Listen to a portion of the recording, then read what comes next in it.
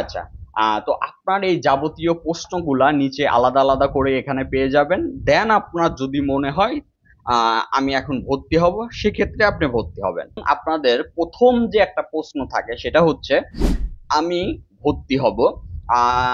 সেটা হচ্ছে ভর্তি হওয়ার পরে আমার এই ক্লাসের মেয়াদ কতদিন থাকবে।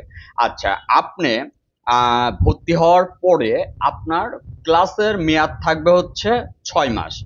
আপনি এই যে আমাদের কাছে ভর্তি হইলেন, ভর্তি হওয়ার পরে 6 মাস থাকবে হচ্ছে আপনার ক্লাসের মেয়াদ।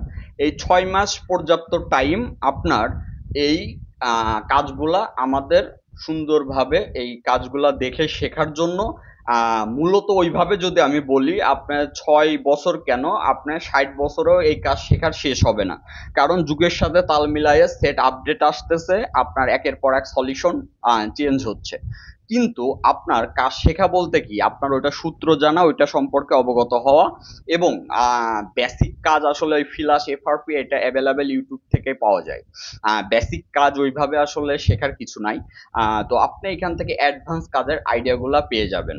আচ্ছা, তো এখন একটা আইডিয়া পেলেন যে আপনার এই ক্লাস এর মেয়াদ কতদিন। আপনি ভর্তির পরে আপনার এই ক্লাসের যে মেয়াদ এটা পাবেন হচ্ছে 6 মাস। এবং আপনার আমাদের ফাইল সার্ভার জিডিএস রোম.com এ আপনার এখানে আপনার ভর্তির পরে আপনার অ্যাক্টিভেশন থাকবে 1 মাস। আর জিডিএস আনলক.com এ আপনার ভর্তির পরে অ্যাক্টিভেশন থাকবে 6 মাস।